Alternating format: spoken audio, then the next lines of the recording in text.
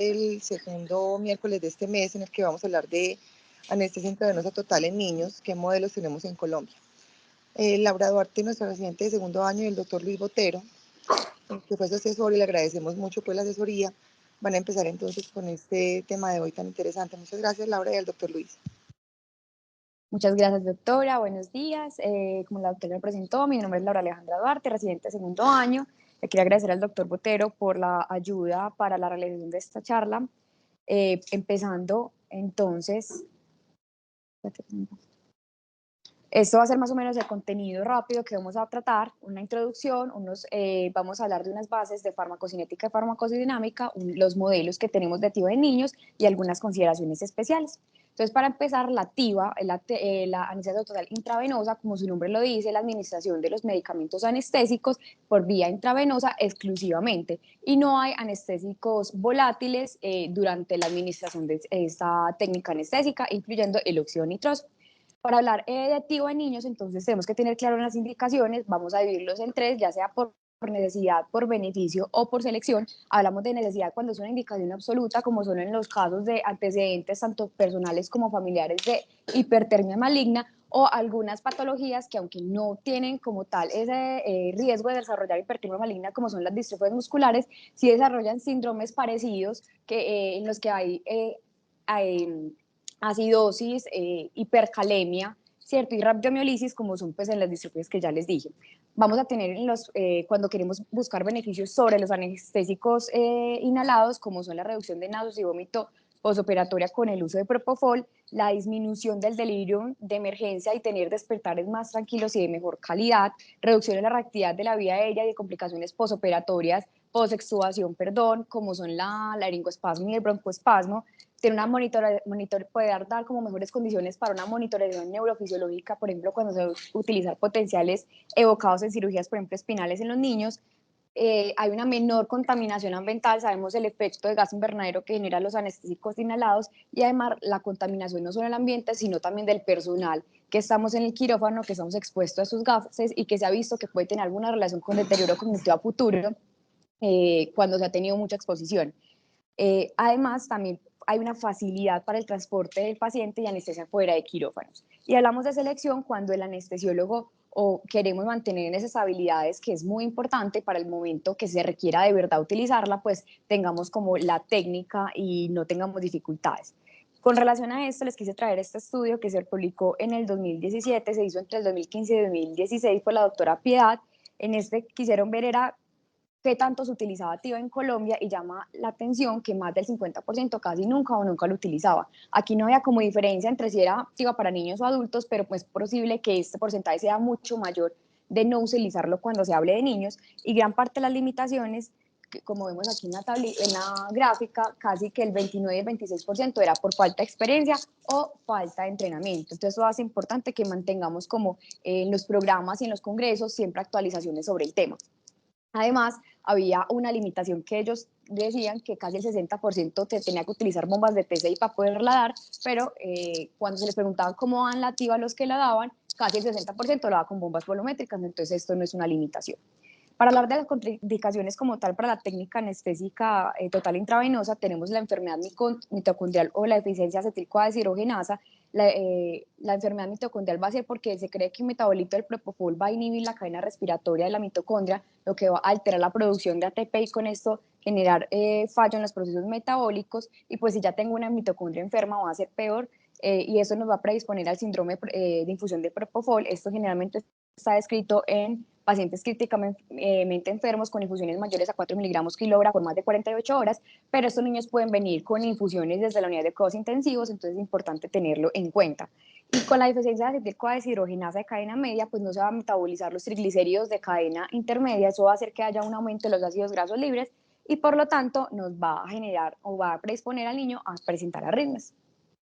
Entre las desventajas, después de hablar como los beneficios de la TIVA, vamos a tener que necesitamos más de un acceso vascular, no podemos poner todas las infusiones por una vena, recordemos que los niños pues van a tener calibres menores,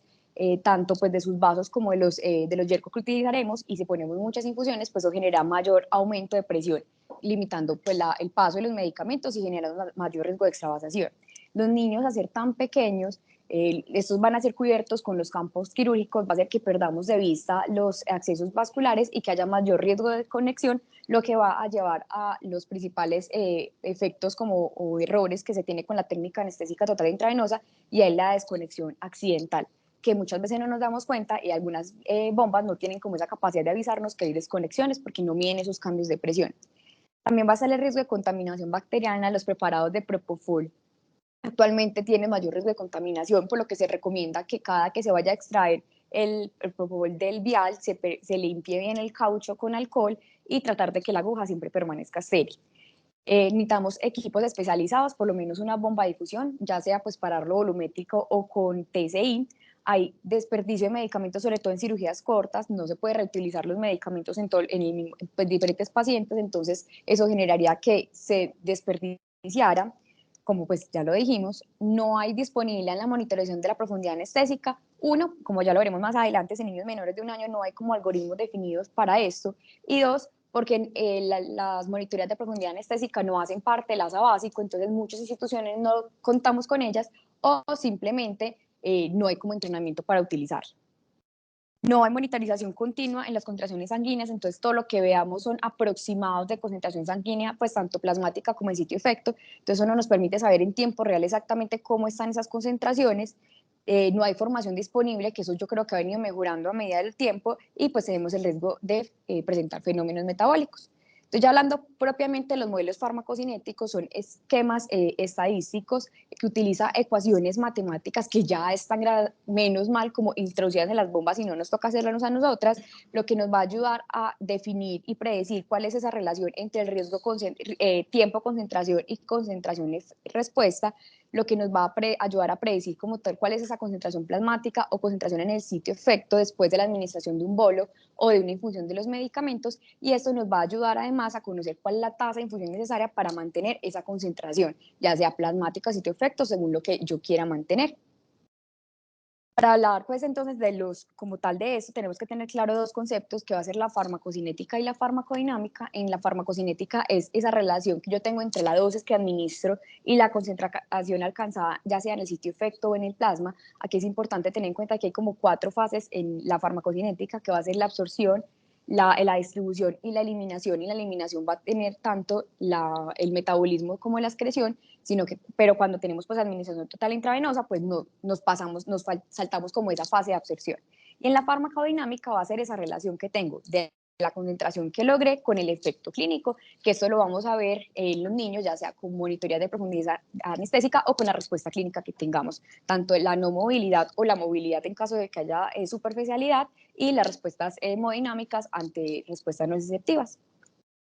Rápido, como para recordar esto, recordemos que la mayoría de los anestésicos intravenosos están como basados en el modelo tricompartimental, en el que van a haber 3 volúmenes. La suma de estos 3 volúmenes va a ser el volumen de estado estacionario, que nos va a dar como el volumen total. Van a haber 3 eliminaciones y van a haber 5 constantes pues, de equilibrio. Grande, el B1 va a ser ese volumen central, en donde va a tener el mayor gasto cardíaco, va a ser la sangre y los órganos altamente perfundidos, en el que incluimos el cerebro. B2 va a ser el músculo, que ya vamos a ver la importante relación con los niños, que esto va aumentando a medida que va creciendo. B3, que es el contenido de grasa, o la piel, que es los órganos pobremente perfundidos, y que esto también va a tener una relación diferente en los niños, y que la diferente como comportamiento entre cómo se va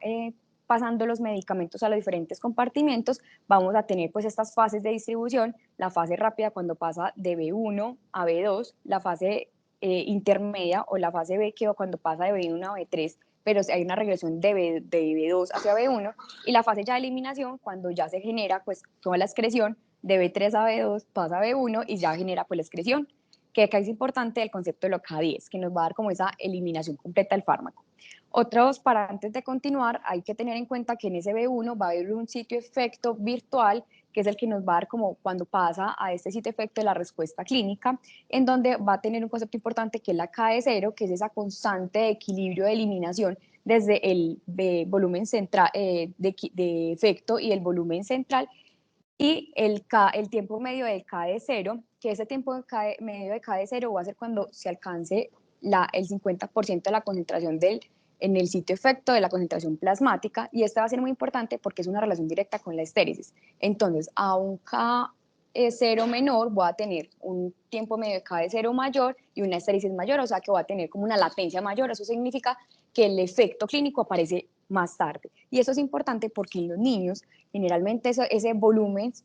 general, ese volumen de distribución en los neonatos, por ejemplo, es más pequeño. Eso va a llevar a que el B1 sea más pequeño, que entonces que la KD0 pequeño y ese tiempo medio de KD0 sea mayor. O sea que en los niños hay como un retraso en el actuar de los medicamentos.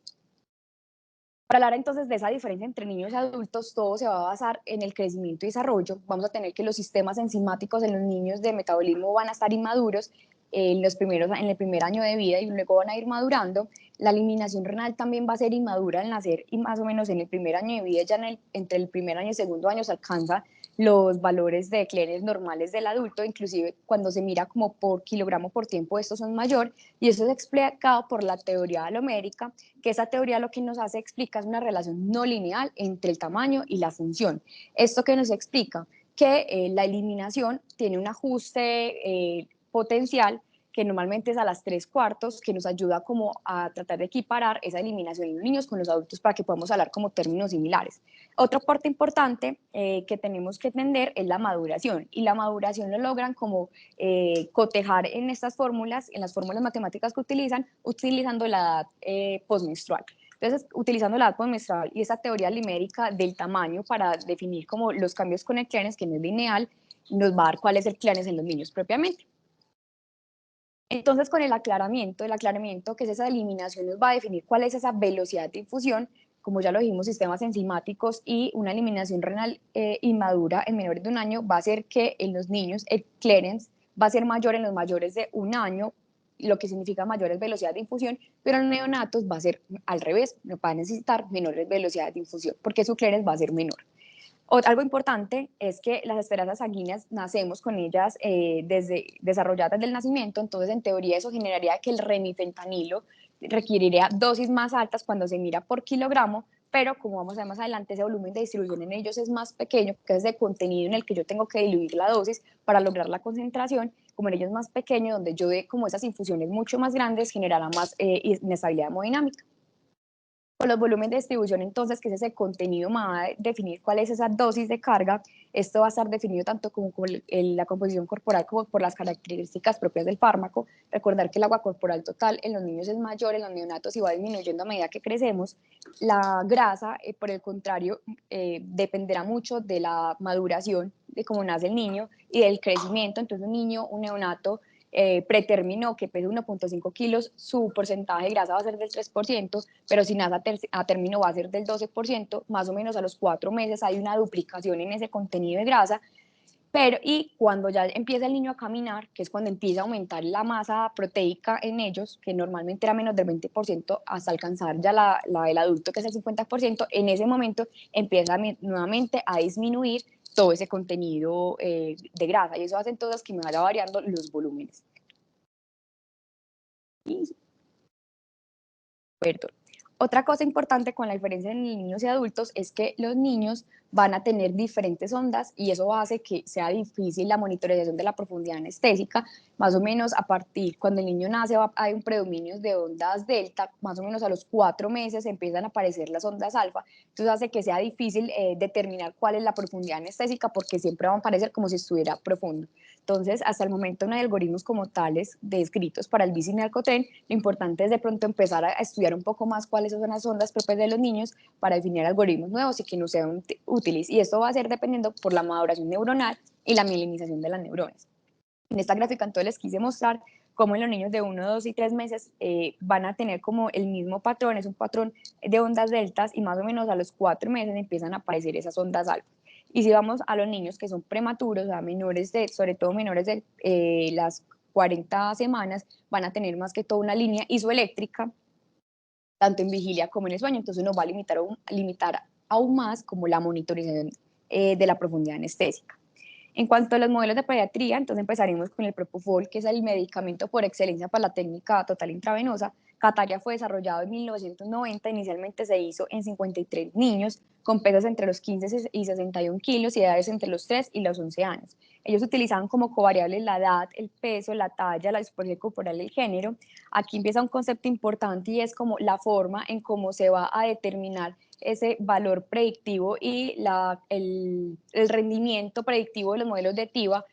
y de cada modelo y para poderse comparar entre ellos aparece el error predictivo medio y el error predictivo medio absoluto. Ese error predictivo medio nos va a hablar del sesgo, cuando es mayor de 20 nos habla de una sobredosificación, cuando es valores negativos nos habla de subdosificación y ese valor, ese riesgo predictivo medio absoluto nos va a dar es como tal de la validez, que debe ser idealmente menor del 30% para ser aceptado. Entonces, Catalia tiene un valor de error predictivo medio de 15.5% y absoluto de 25.9%, que es aceptable. ¿Cuál es el pero de Catalia? Es que nos solidifica la tasa de función y es porque ellos no tienen en la tabla, si podemos ver, ellos no tienen como en este K10, no tienen estratificado que esa eliminación no es lineal en los niños, sino que se tiene que hacer ese ajuste alomérico, que en Padfuso sí lo hace, como ya lo vamos a ver adelante, y es elevado a la menos 0.3. Esos son modelos basados en concentración plasmática, o sea que son modelos netamente farmacocinéticos. Con Padfusor se hizo después, fue publicado inicialmente en 1997 y luego se hizo una valoración en el 2003 en niños que fueron llevados a cirugía cardíaca, que esto le da un plus porque digamos que los niños al tener esos volúmenes como tan variables en un niño, cualquier pérdida de sangre o deshidratación, ya sea por pérdidas insensibles, por el ayuno, nos va a cambiar ese B1, eso hace que se pierda más fácil como la certeza en estos modelos farmacocinéticos porque no se tenían en cuenta como esas comorbilidades, entonces de pronto validarlo en esta población pues tenga este beneficio. Se hizo entre niños de 5 kilos a 61 kilos entre los 1 y 15 años. En estos tienen como covariable solamente el peso y a diferencia de otros modelos, el B1 en estos es mayor que el resto, el riesgo, error de rendimiento medio fue del 4.1% y el error de rendimiento medio absoluto fue el 9.7%, o sea que en teoría le fue mejor que a Cataria. Este sí tiene en cuenta que entonces el clearance en los niños no es lineal con relación al peso y también es un modelo pues basado netamente farmacocinético porque solo tiene en cuenta la concentración plasmática. En el 2018 se publicó el LEVEL, el primer como esquema fue en el 2014, pero no tenía en cuenta el uso de opioides, en el 18 ya se tuvo en cuenta, que es importante porque esto también nos va a cambiar la variabilidad y cómo van a ser las concentraciones que necesitemos de propofol. Se hizo inicialmente en 1.300 individuos, de los cuales 78 eran menores de 3 años y 128 entre los 3 y los 18 años. Incluían niños neonatos pretérmino, desde los pesos de los 680 gramos hasta los 160 kilogramos y una edad postmenstrual desde los 27 semanas hasta los 88 años. Beneficio pues o a favor de este modelo que incluía la edad postmenstrual como para hacer esa corrección de la maduración como tal, del factor de maduración, la talla, el género, la presencia o no de opioides, no tanto la dosis, sino que si se pone o no se pone, y ya empezaron a incluir en este modelo la farmacodinámica al incluir como esos valores de BIS que trataban de que esa concentración efecto 50%, que es la concentración en el sitio efecto al 50% de que se genera su efecto máximo, estuviera relacionado con un BIS de 47 aproximadamente. Positivo, ellos hicieron ese escalonamiento alomérico, tanto para el clearance como la maduración para todo ese desarrollo de la maduración con la edad menstrual. Y además, ellos tenían que el B1 aumentaba con el peso, mayor volumen de distribución, el B2 disminuía según la edad, el clearance y el B3 solo disminuía si se agregaban como otros medicamentos, importante, y que siempre tuvieron como en tal la cuenta el BIS. Ellos tuvieron un error predictivo medio de menor de 10 al 20% y un absoluto del 20 al 40%, que para los niños fue de 19.7%, o sea que también es aceptable. Faltan a un estudio, ese no es un estudio prospectivo, y el BIS, el problema que hicieron como para calcular esa K de 0 fue en mayores de 3 años a los que se les puso la monitoría de la profundidad anestésica y en los menores fue como derivado de esos hallazgos, entonces de pronto también nos falta un poco más en esta población que sigue siendo como de tanta dificultad para definir los modelos matemáticos. Este es un estudio que les traigo de validación que se hizo en el 2020, en el que se incluyeron 4 pacientes que se dieron en 4 grupos, menores de 18 años, de 18 a 70, mayores de 70 y mayores de 18 años con índice mayores de 30. Acordemos que el level es como para todas estas poblaciones. Y las dosis que se utilizaron y los modelos se hicieron basados en la titulación del BIS. Ellos que encontraron que el valor de riesgo de sesgo fue menor del 20% cuando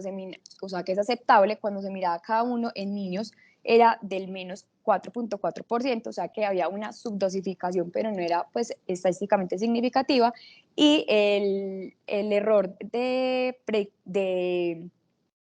absoluto como tal era menor del 30% para todos los grupos, o sea que también era aceptable. Cuando se miraba como con relación a cada grupo, el error de riesgo, el error, perdón, de rendimiento medio absoluto de los niños era del 16.8% y no había diferencia estadísticamente significativa y no demostró ser inferior a su desempeño predictivo a los otros modelos. Eso significa que estamos como en buen camino porque es el único modelo hasta el momento que no se tiene en cuenta tanto la farmacocinética y farmacodinámica al calcular la KD0, que es como esa unión entre las dos fases. Ya como los esquemas manuales de Propofol, recordar que ni la concentración plasmática ni la concentración en el sitio efecto lo voy a ver en la pantalla. Esto va a ser estimaciones probables. Tengo que estar atenta a este cambio a los estímulos quirúrgicos. Esto de pronto es un beneficio porque voy a estar más atenta a mi paciente. Va a tener que estar más como ahí para poder calcular, pero eso va a significar que va a estar como más en sintonía con todo lo que va pasando en cirugía. Va a tener que hacer cambios constantes en la velocidad de infusión para mantener esa concentración plasmática estable. En caso de que yo requiera aumentar la concentración plasmática, ya sea porque haya superficialidad, ya porque tenga la monitoría a la profundidad o porque hay respuesta, movimiento, por ejemplo, que me indique que el paciente de pronto está superficializado, para aumentar la concentración plasmática debo dar bolo y aparte un aumento de la infusión. Y si yo quiero disminuir, por lo contrario, esas concentraciones plasmáticas, debo suspender la infusión y disminuir el bolo, lo que como ese manejo puede ser un poco difícil. Las concentraciones plasmáticas para Propofol que se quieren lograr van a ser de 3 microgramos por mililitro, que si nos vamos a lo que ya hablamos de cuál es ese desarrollo y maduración tanto neuronal como en los sistemas enzimáticos, es menos en los neonatos, puede ser de pronto más de lo que ellos necesiten. Entre los esquemas manuales descritos está el principal es McFarland. Este fue basado en los modelos de Cataria, está para niños de 3 a 11 años. El objetivo, la concentración plasmática objetivo era de 3 microgramos por mililitro y ellos los quedaban una dosis inicial de 2.5 miligramos por kilo y luego por hora iban ajustando la infusión, empezando con 15 miligramos hora, perdón, en los primeros 15 minutos. En los siguientes de 15 a 30 minutos se bajaban a 13 miligramos kilo hora, luego después de los 30 a 60 se bajaban a 11 miligramos kilo hora, de los 60 a los 120 minutos se bajaban a 10 miligramos kilo hora y más de 120 minutos, estos se estuvieron hasta cirugías de 240 minutos, se disminuyó a 9 miligramos kilo hora. Steur fue otro modelo que se logró, que se hizo para estos menores de 3 años, fue adaptado de datos clínicos. El problema con Steur es que tiende a sobredosificar y en su descripción pues sí se reportaban que había mayores como variabilidad hemodinámica en la que está la bradicardia en el 12% de los pacientes pues, que ellos tuvieron y hipotensión. Por lo tanto, en el 2019 aproximadamente, Morse y sus colegas sacaron un nuevo régimen de difusión que tuvo en cuenta la edad en la que se enfocó Steur, teniendo en cuenta como los tiempos de administración que tenía Cataria y adaptándose como esos modelos que tenía Level. Entonces sacaron como este modelo que era para niños entonces menores de 3 años y ellos ya empezaron a tener más como concepción de que los más chiquitos de pronto necesitaban dosis tan altas, entonces sacaron como diferentes infusiones para lograr concentraciones plasmáticas de 2 microgramos mililitro o de 3 microgramos mililitro. Y según eso, los bolos eran menores, que iban desde 1.5 miligramos por kilo hasta 2.5 miligramos por kilo, y cuando miramos las tasas de infusiones son mucho menores que las que recibía Steur. Entonces ellos tenían como más estabilidad hemodinámica. Y se lograban tener adecuadas concentraciones plasmáticas en las diferentes edades, desde las menos de 44 semanas de edad postmenstrual hasta mayores de 92 semanas de edad postmenstrual. La línea azul es las concentraciones plasmáticas que ellos hicieron, pues encontraron en los diferentes pacientes, y la línea verde son como en esas variaciones en las que se medía, la central la de 3 microgramos por mililitro, entonces había que haber una estabilidad. Entonces sería como al momento de pronto uno de los modelos más que debemos empezar a utilizar para en esta población. Este estudio les quise comparar entre la infusión de de TIVA por medio de TCI versus volumétrico, pues para saber si de pronto lo que estamos haciendo manual si está correcto. Este fue un ensayo clínico controlado y autorizado. Este se publicó en el 2018. Ellos comparaban entonces la infusión de propofol en niños entre 1 y 12 años, ASA 1, ajustaban como la dosis según la profundidad anestésica con el BIS, compararon Patfusor para TCI con McFarland para la infusión manual, y lo que encontraron es que no hubo una diferencia estadística en el tiempo de extubación. Cuando lo vemos es 15.1 minutos versus 16.2 minutos, no hay como una diferencia importante clínica. Entonces, porque ellos querían demostrar que con la TCI se despertaban más rápido. Y también ellos querían como demostrar que se utilizaban menos tasas de infusión, pero cuando uno va y mira, en verdad utilizaron un poco más de tasa de infusión y posiblemente sea por el bolo inicial que utilizaba Patfusor para lograr esa concentración plasmática. O sea, los otros resultados que encontraron es que no había sobredosificación con ninguno de los dos modelos, fue muy similar, el porcentaje que estuvieron con el BIS menor de 40% fue del 10% para los dos modelos aproximadamente, pero sí se de pronto logró una estabilidad mayor en esa profundidad anestésica con la TCI, al evaluar como el porcentaje de tiempo en que tuvieron el BIS por encima del 60, que con TCI fue del 10% versus la manual que fue 23%. Pero el resto, las dos formas están bien utilizarlas siempre y cuando tengamos como claros los conceptos para que no tengamos problemas con la administración.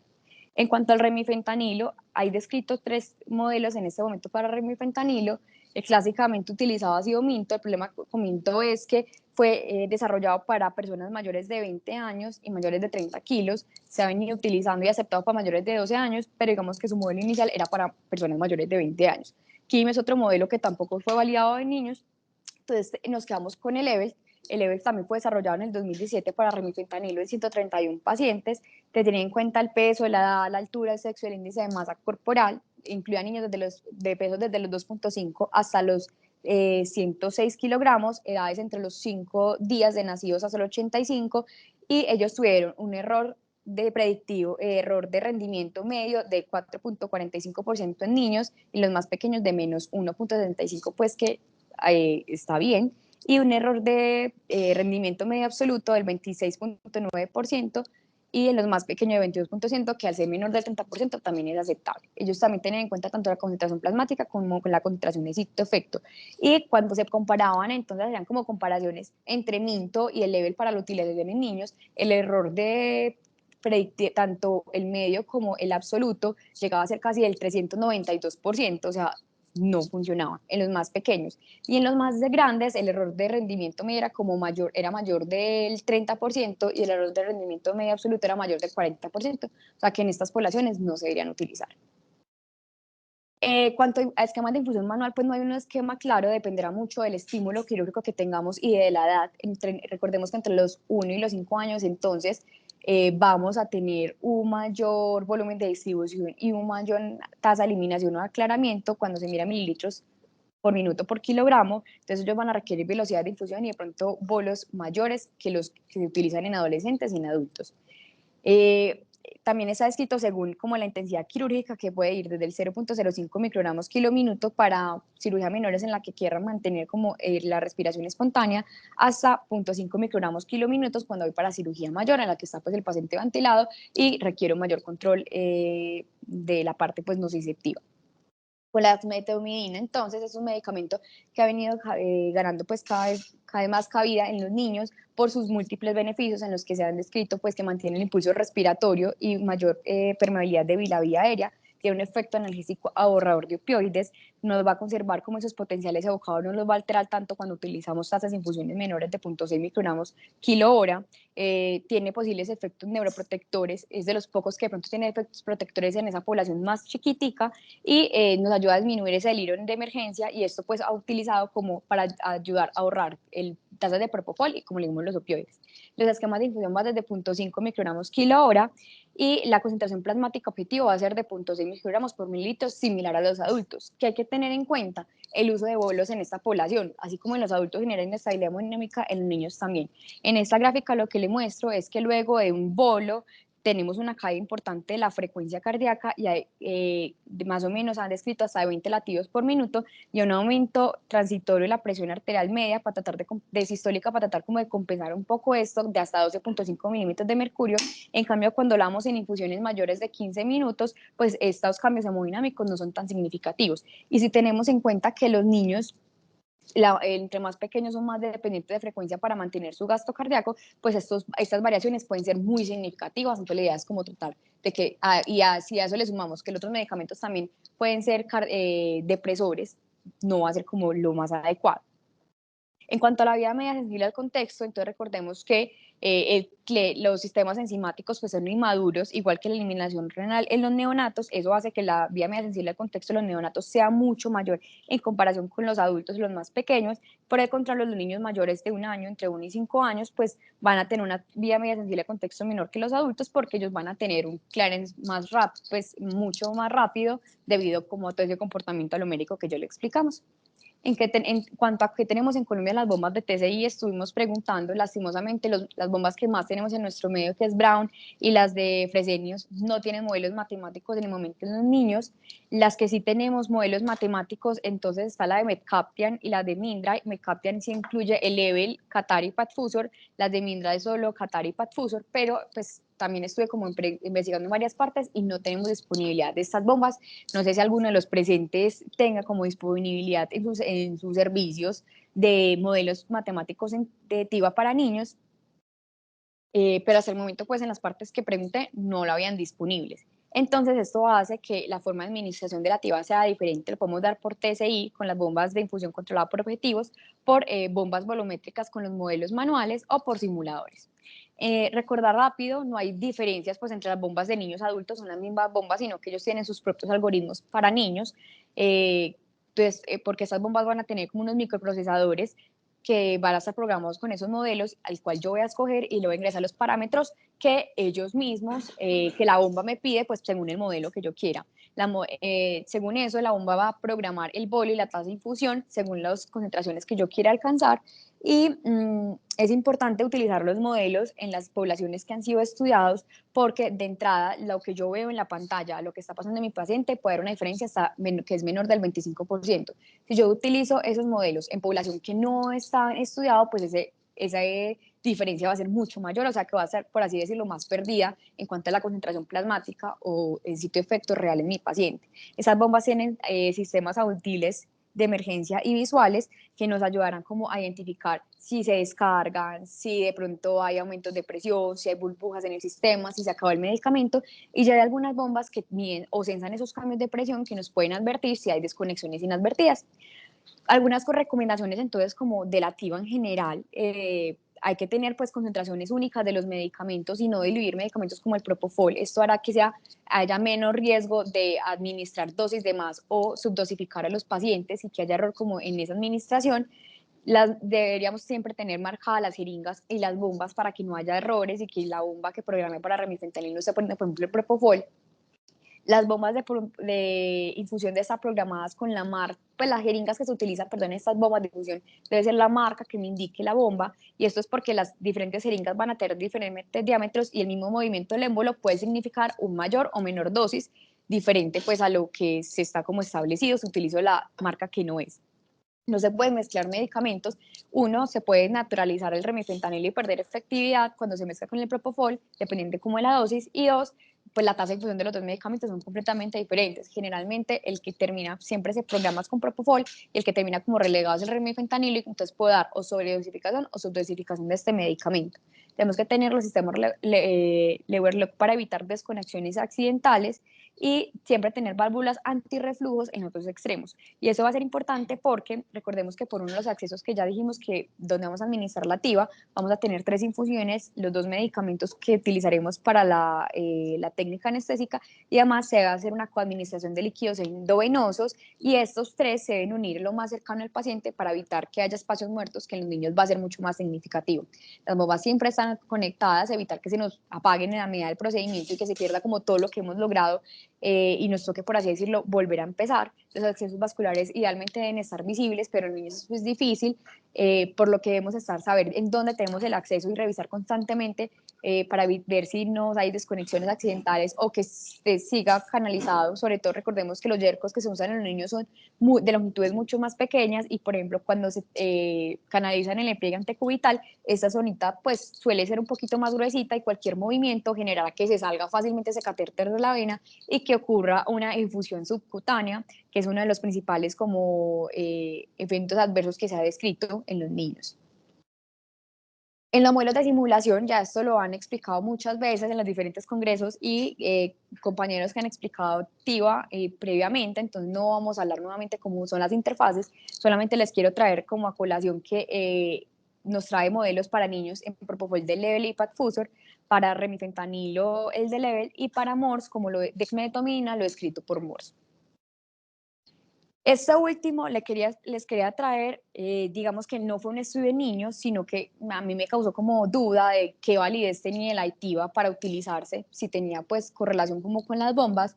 Y este fue un estudio que se realizó, publicado en la revista colombiana, realizado en 2000, publicado en 2016, en el que se tomaron 34 pacientes teóricos, les hicieron pues como tanto la inducción, pues el bolo como el mantenimiento, y encontraron que hay una desviación sistemática promedio, o sea, un sesgo menor del 5% respecto a las concentraciones plasmáticas que se habían medido en el sitio efecto para inducción y para mantenimiento, y cuando se comparaba con el TIVA Trainer, que es un software de entrenamiento y de investigación, los valores que daban los dos eran iguales. Entonces, falta más, ¿cierto? Falta que no, hay estudios nuevos que validen como tal la activa en el uso de niños, pero pues digamos que nos da luz de que vamos por buen camino y que pues hasta que no tengamos disponibilidad de las bombas lo podemos utilizar si queremos utilizar, por ejemplo, el level para la infusión de TIVA en los niños. Y ya por último, les traigo unas conclusiones. Rápido, hay que conocer los modelos farmacocinéticos y farmacodinámicos para dar adecuadamente la TIVA en los niños. La falta de disponibilidad de TSI no puede ser una contraindicación para no utilizar TIVA en niños. Sabemos que ya tenemos infusiones manuales por medio de bombas volumétricas que en general tenemos disponibles, o los simuladores de TIVA. Aún hay limitaciones en los modelos farmacocinéticos y farmacodinámicos planteados en los neonatos. Esto es por la gran variabilidad que tienen ellos en sus volúmenes de distribución, en su maduración, y que pues depende de cada momento de edad va a cambiar. En los niños hay que tener mucho más atención de esos errores técnicos que se pueden cometer y que pueden generar sobredosificación o subdosificación, y que definitivamente hay que utilizar TIVA, inclusive cuando no hay una indicación absoluta, porque eso nos va a mantener como el entrenamiento necesario para cuando sea indispensable el uso de esta técnica. Aquí les traigo como un QR con la bibliografía para que la puedan descargar, y muchas gracias.